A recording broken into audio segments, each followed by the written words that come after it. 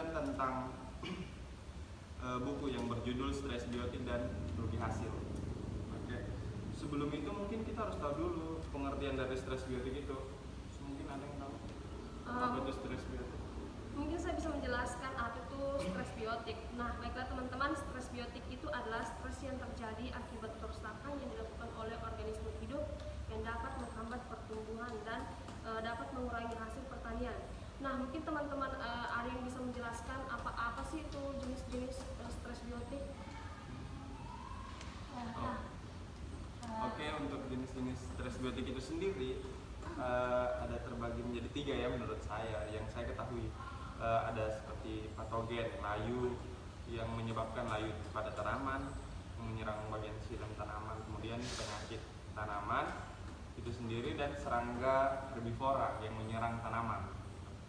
Mungkin ada yang tahu ya penyakit-penyakit tanaman ini yang berperan di situ organisme-organisme apa saja?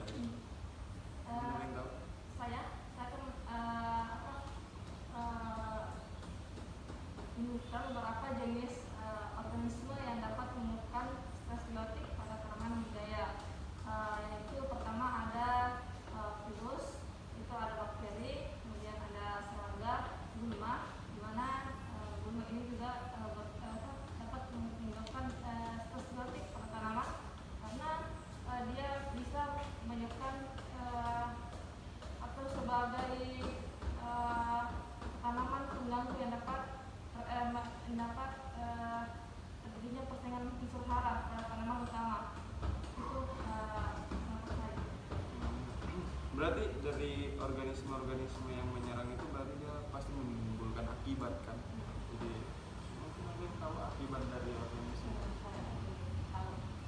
Akibat yang ditimbulkan dari stres biotik itu sendiri yaitu menghambat pertumbuhan vegetatif dan vegetatif dari tanaman itu sendiri, terus mengurangi kuantitas dan kualitas dari tanaman, dari hasil produksi tanaman itu sendiri. Mungkin itu yang saya. Mungkin berarti udah jelas ya dari segi jenis stres biotiknya, kemudian organisme yang berperan, kemudian akibat dari organisme-organisme ini. Mungkin kita harus menghubungkan dengan gambar yang ada diberikan dari dosen kami. Jadi mungkin coba bisa hubungi Nagda supaya dia datang.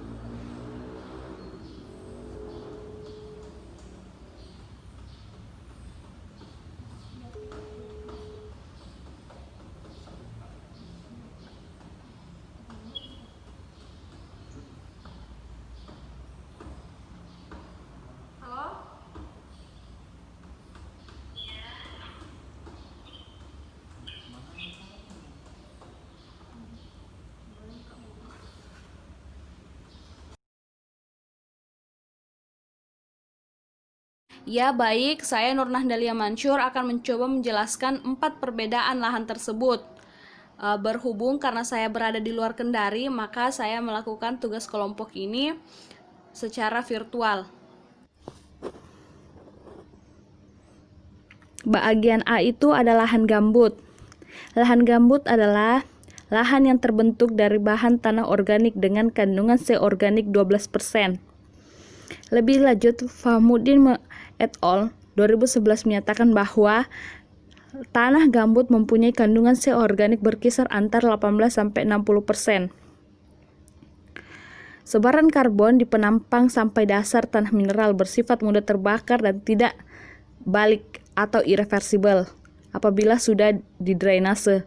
Reaksi tanah gambut di seluruh lapisan masam pH-nya itu rata-rata 4, sehingga produktivitas rendah dan perlu pengaturan drainase dan tata air mikro apabila akan dimanfaatkan sebagai lahan pertanian.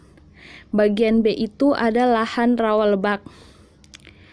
Lahan rawa lebak adalah lahan lawa yang tidak terpengaruh oleh pasang surut atau rawa non pasang surut, tetapi dipengaruhi oleh sungai yang dominan, yaitu berupa banjir besar yang secara periodik minimal 3 bulan menggenangi wilayah setinggi 50 cm. Rawa lebak dikelompokkan lebih lanjut berdasarkan tinggi genangan dan lama genangan menjadi rawa lebak dangkal, yaitu tinggi dan genangannya kurang dari 50 cm dan lama genangannya kurang dari 3 bulan. Lebak tengahan 50-100 cm dengan lama genangan 3-6 bulan, dan rawa lebak dalam yaitu di atas genangannya itu di atas 100 cm dan genangannya lebih dari 3-6 bulan. Jenis komoditas dan indeks pertamanan lahan rawa lebak ini sangat tergantung dari jenis lebak dan tingkat kesuburan sedang karena pengkayaan hara dari luapan sungai. Yang ketiga, yang bagian C itu ada lahan kering bereklim kering.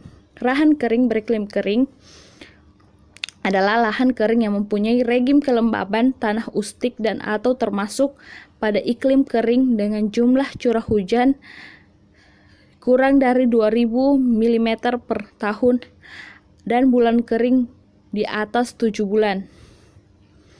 Kebalikan dengan lahan di lahan kering masam, pelapukan dan penghancuran batuan induk tanah tidak seintensif di wilayah beriklim basah. Akibatnya, pembentukan tanah terhambat dan volume tanah dangkal, berbatu dan banyak ditemukan sungkupan batuan.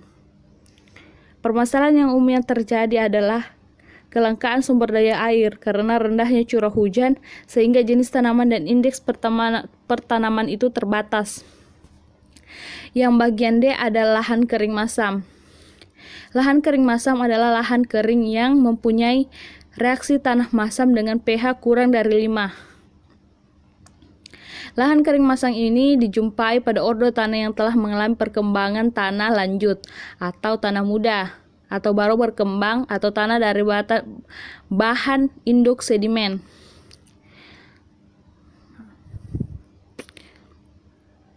Curah hujan berkorelasi dengan kemasaman tanah. Makin tinggi curah hujan, maka makin tinggi tingkat pelapukan tanah. Tanah yang terbentuk di daerah iklim tropika basah, proses penghancuran iklimnya itu dan pencucian haranya sangat intensif. Akibatnya, tanah menjadi masam dengan kejenuhan basah rendah dan kejenuhan aluminium yang tinggi.